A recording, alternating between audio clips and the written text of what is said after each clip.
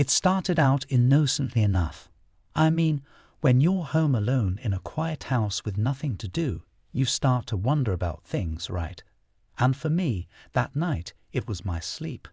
I'd heard about these people who record themselves sleeping, like some weird sleep study or something, but I'd never really paid much attention to it. One night, though, I decided to give it a shot. Not because I thought anything creepy would happen. No, I just wanted to see if I moved around a lot or maybe talked in my sleep. You know, just curious stuff. I set up my phone on the dresser across from my bed, aimed at where my head would be on the pillow. The screen lit up as it started recording. This is dumb, I muttered to myself, but I hit start anyway. I settled into bed, trying to get comfortable, but my mind kept racing. It's weird, right?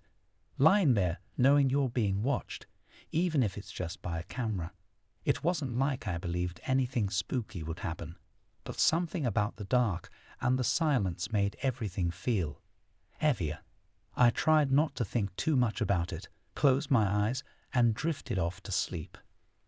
The next morning, I woke up to the sound of my phone buzzing on the dresser.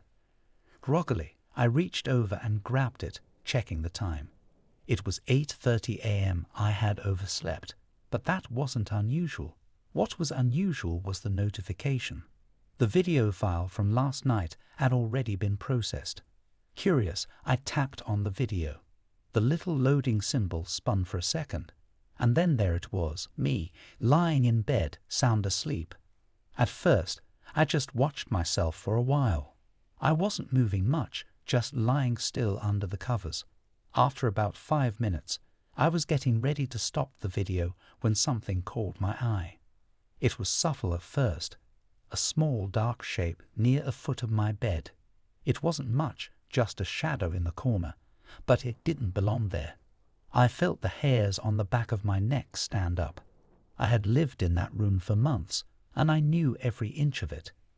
There was no furniture near the foot of my bed, just the dresser and a lamp. So what the hell was that? I replayed the footage. The shadow seemed to shift, like it was moving, but it wasn't exactly clear. Maybe it was just a trick of the light, I thought. Maybe a car passing by outside cast a shadow. But then it happened again. The shape grew slightly larger, and in one frame it almost looked like it was leaning towards me. I could see it more clearly now, like some dark figure, blurry and formless. The more I watched, the more unsettled I became. I kept telling myself it was just my mind playing tricks on me. But I couldn't shake the feeling that something was off. I wasn't sure what exactly, but there was something wrong with the way the shadow lingered. I tried to brush it off. Maybe it was a shadow from the curtain, or the way the phone was angled. Maybe the phone's camera was messing with the lighting in the room. So I deleted the video, but even as I did, I had this feeling deep in my gut that I shouldn't have. Something about that night, something about that shadow, didn't sit right with me. The next night, I did the same thing. I set up my phone again, making sure it was in the exact same spot. I even made a mental note to sleep on the other side of the bed, just in case the angle was messing with things. I didn't want to give my brain any excuse to tell me there was something weird going on. I went to sleep, hoping that maybe it was all in my head. But when I woke up the next morning, I didn't feel quite right. It was a subtle shift, something I couldn't put into words. When I checked my phone, I found the new video was already processed, but this time there was something different. I played the video, expecting to see nothing more than me sleeping peacefully. But as the video started, there was a moment, just a split second, where the camera seemed to glitch. A distortion. I didn't think much of it, just a technical hiccup. But then, when I focused on the screen again, I saw it. The shadow was there, but this time it was closer. The figure wasn't just standing at the foot of my bed anymore. It was at the edge of the mattress, right beside me. I could see the outline of it now, though it was still blurry, its shape hard to define. My heart skipped a beat as I watched it hover near me. And then, in the dark, I saw it. A hand, or at least what looked like a hand, reaching towards my face. I froze, my stomach churning. I watched as the figure slowly pulled back, like it realized I was watching it. That's when I felt it, cold sweat running down my back, my hands trembling as I gripped the phone tighter. The hand was still there, just barely out of the frame. I didn't know what to do. Should I go check the room? Should I confront whatever this was? But the idea of walking into that room, knowing something might be lurking just beyond the edge of my vision, made my skin crawl. I didn't want to keep the video, but I couldn't bring myself to delete it. I saved it to a backup folder just in case. It seemed like the kind of thing I should keep just for reference. But as I did, I noticed something strange. The video timecode was off. It said I'd been asleep for hours longer than I thought. And then, as the video looped back to the beginning, I heard something. A sound, a faint breathing noise. And it wasn't mine. I sat there in silence for a moment, my heartbeat thudding in my ears. The sound was muffled, almost like it was coming from somewhere behind the camera. But when I checked around the room, everything seemed normal. Nothing out of place. I told myself I was being paranoid. Maybe the house was just creaky. Maybe the noise was from the phone's microphone picking up static. But I couldn't shake the feeling that something was wrong. Something was in that room with me. That was the first night. The first night I realized that maybe, just maybe, something wasn't as innocent as I thought. And after watching that footage, I knew one thing for sure. I wasn't alone. I couldn't stop thinking about the footage from the previous night. The shadow, the hand, and that breathing. The hairs on my neck still hadn't settled back down, even after a full day had passed. I tried to push it out of my mind. It was just a glitch, right? Maybe I was imagining things. But deep down, I knew I wasn't. Something was happening. Something I couldn't explain. At night, I decided to take a different approach. I set the camera up again, but this time I wasn't going to just sleep like last time. I was going to watch. I needed to know if what I'd seen was real, if something was really in the room with me. It was stupid, I know. But I had to see it for myself, couldn't just pretend it was nothing anymore. I made sure the camera was facing me, with the lens catching every inch of the room. I even positioned my pillow differently, trying to get a better angle. I wasn't sure if I wanted to see it again, but I couldn't stop myself from wanting to know. I climbed into bed, staring at the phone screen, watching the red light blink as if recorded. For a while, everything seemed fine. I lay there in the dark, the room eerily quiet, and the silence was almost too much. The wind outside rattled the window panes, and I could hear the house settling, the occasional groan of old wood, but no shadow, no strange figure. I told myself it was all in my head. I rolled over, closed my eyes, and tried to sleep, but I couldn't. I just lay there, staring into the darkness behind my eyelids, waiting for something, anything to happen. I told myself I was being paranoid. Nothing was going to happen. Then, around 3:30 a.m., I heard it. A soft, barely audible sound, like the creaking of a floorboard. I froze. I had heard that noise before, but not like this. It was too deliberate. The noise was slow, methodical, as though something was carefully stepping around the room. I felt my pulse quicken, my heart pounding in my chest as I waited, straining to hear any other sound. There was nothing but that same slow, almost rhythmic creak. I sat up in bed, my mind racing. What the hell was that? I reached for my phone, tapping it to turn on the flashlight. The room lit up in a harsh, blinding glare, but there was nothing there. No one. I scanned the space. The shadows were heavy in the corners, but nothing looked out of place.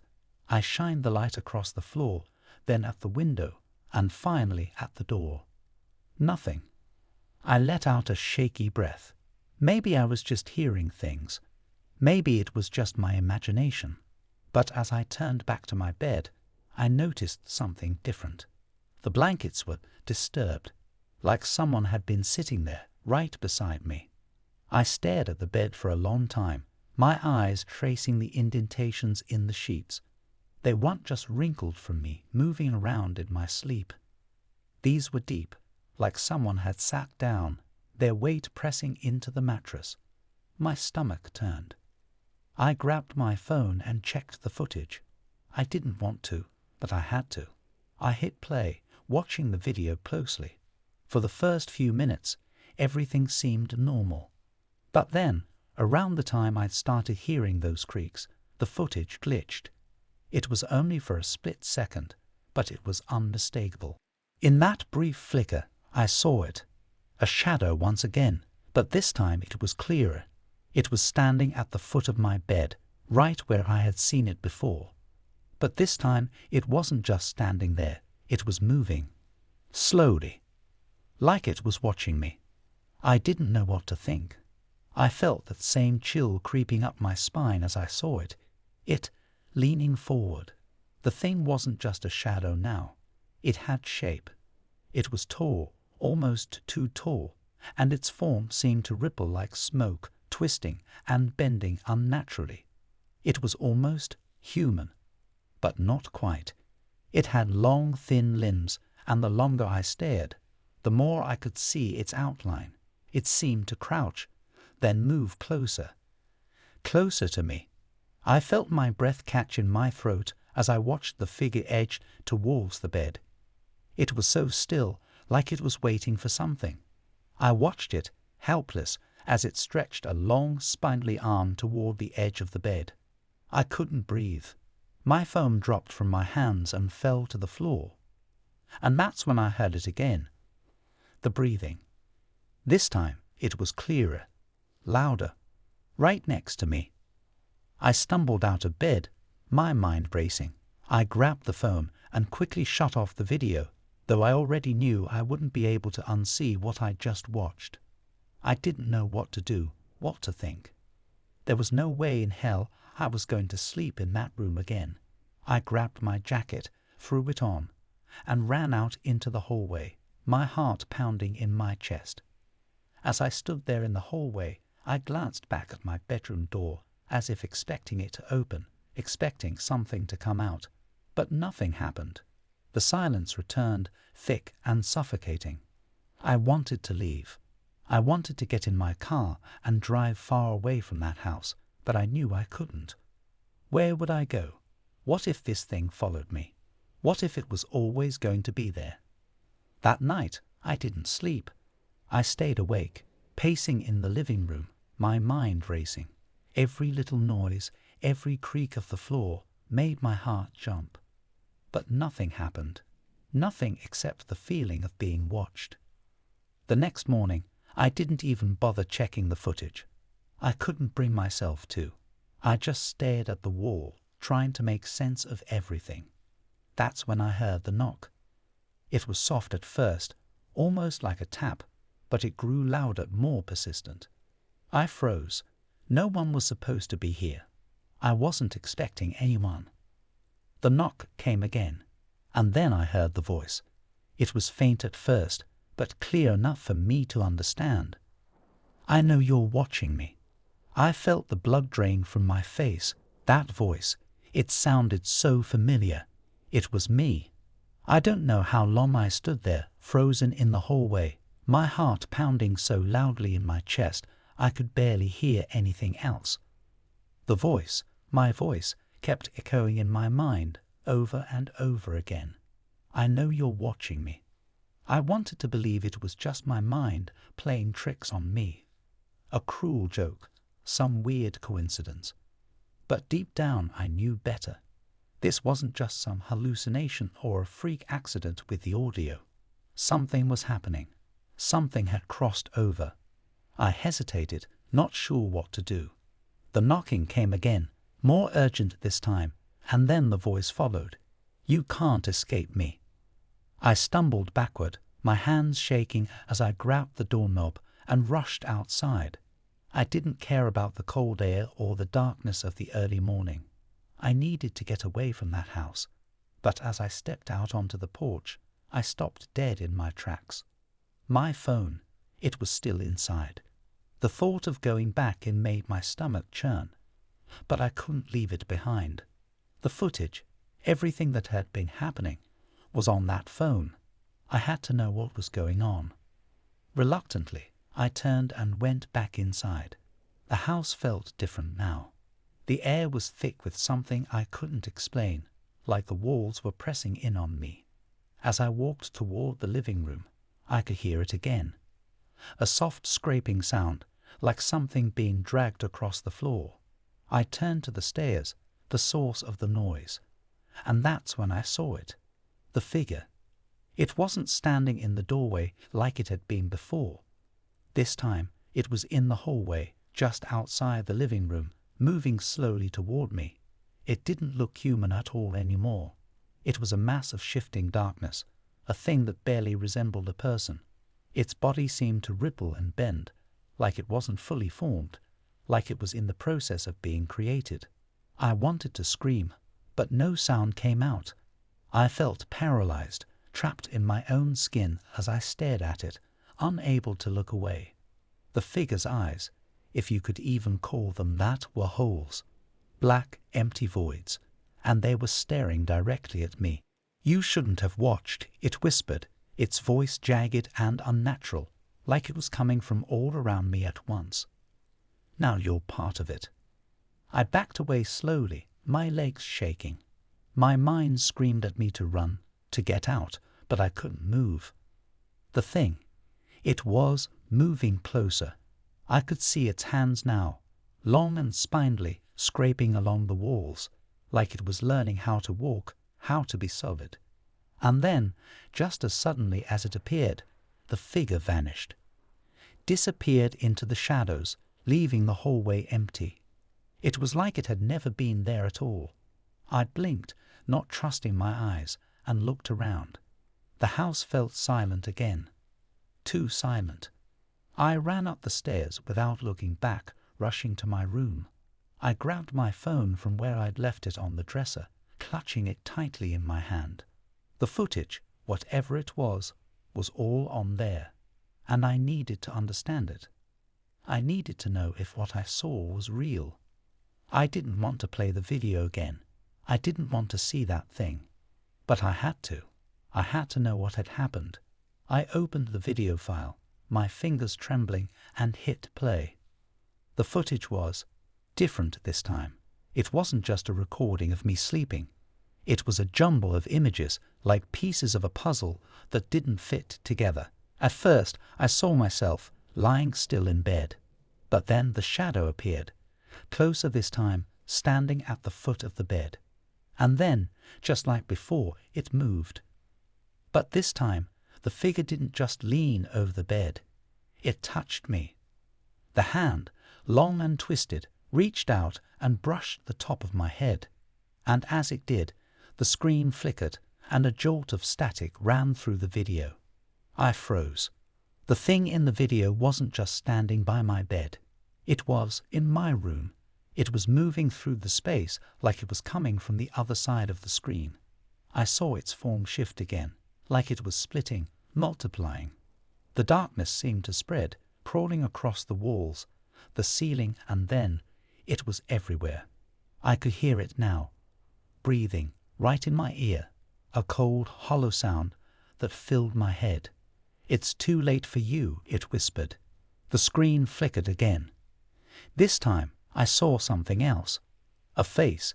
Not my face, but someone else's, someone familiar. It was my brother Noel, but his eyes weren't his own. They were dark, black, like empty pits, just like the figures. He was staring at me through the screen, his mouth moving, as if trying to say something, but no sound came. My heart skipped a beat. No. What was he doing in the video? And then the words appeared on the screen. A message, scrawled across the footage in jagged letters. "You didn't just record yourself sleeping." I felt a cold wave of panic flood through me. What did that mean? What had I done? I checked the time code on the video. It was still showing hours of footage, but when I scrolled through, I saw it. The timestamp was wrong. It didn't match up with when I'd actually been asleep. It was as though the video had been recorded before I even hit record. I couldn't think. My mind was racing, 1,000 questions swirling. How? Why? That's when I heard it again. The knocking. But this time, it wasn't at the door. It was coming from inside the room. I turned toward the sound, my eyes darting around the dark corners of the room. And there, in the reflection of the window, I saw it. The figure. It was standing behind me. I don't know what happened next, but everything went into a blur. My body was on autopilot, moving faster than my mind could keep up. I felt my legs move, but I didn't remember deciding to run. My breath was heavy in my chest, my heart racing, every nerve screaming at me to get out of there, to leave. But I couldn't escape. Not anymore. I turned around, my eyes searching the room desperately. The figure wasn't there, not physically, but I could feel it, its presence, looming behind me. I turned back to the window. The reflection was still there, faint but unmistakable. The figure. I was trapped in my own mind, unable to escape the terror that had taken over. The walls of my room seemed to close in on me. The air thickened. My throat was tight, but I couldn't scream. I couldn't do anything but stare at the reflection in the glass, waiting for the inevitable. Suddenly, the phone buzzed in my hand. I jumped, dropping it, but I was too shaken to pick it up. I knew what it would be, what I had feared since the moment I first started recording. The face on the other side of the screen wasn't just watching me. It was inside of me now. I took a deep breath and picked up the phone, my hands shaking. As I opened the message, I felt the familiar cold presence, like something was watching me from all directions. I barely registered the text on the screen, my eyes too focused on the shadows in the corner of the room. The message read, "It's you now. It's all you." The words seemed to sink into my mind, and a nauseating sense of dread settled over me like a suffocating weight. The room, the entire house, felt wrong. I glanced at the reflection in the window once more, and this time I saw it clearer than ever before. The figure wasn't just standing behind me anymore. It was me. Not my reflection, but something twisted, shifting. The eyes, black and empty, stared at me with an intensity that felt like it was crawling into my skull. And then I realized what it was. The thing I'd been seeing wasn't something coming from outside the world. It was something in here with me. It was inside, in the room, in the reflection, everywhere. I couldn't escape it. I didn't know where it started, whether it was the footage or the fact that I had tried to capture it. But I was no longer just watching it. I had become it. A voice, hollow and distant, echoed through my mind, sending chills down my spine. It was my voice, but somehow wrong. You didn't just record yourself sleeping. You recorded me. And then, just as quickly as it had all started, I understood. This wasn't about me anymore. The figure wasn't just haunting me, it was using me. I saw flashes of memories, moments of me sleeping, my movements in the bed, the subtle shifts in the air that I had ignored before. I realized I had been lured into this, slowly but surely, without ever knowing it. I had become a part of whatever was on the other side of the screen, and now there was no going back. I heard the sound again, that soft scraping of nails, but this time it was closer, inside the walls. I knew it was coming for me. The feeling of being watched intensified until I thought I might choke on it. I had no control over my body anymore, no control over anything. It was as if I had become a conduit, a vessel for whatever had been pulling the strings all along. I couldn't move, couldn't speak. My hands were shaking so badly I couldn't even hold the phone properly. And then the shadows began to stretch, lengthen, twisting around me like a massive, suffocating cloud. I wanted to scream, but I couldn't. I wanted to run, but my feet were frozen to the floor. My breath caught in my throat as the shadows merged with me, seeping into my body, into my mind. I tried to fight it, but it was futile. Every second felt like hours, every breath like an eternity.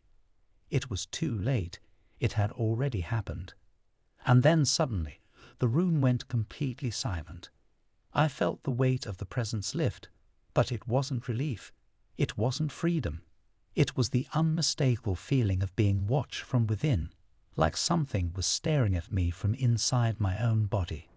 In a strange, almost detached way, I realized the truth.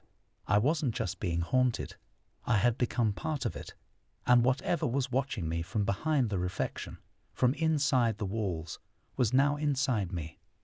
The last thing I saw before I blacked out was the reflection of myself in the window. But this time, it wasn't just me. It was them. All of them. And they were smiling.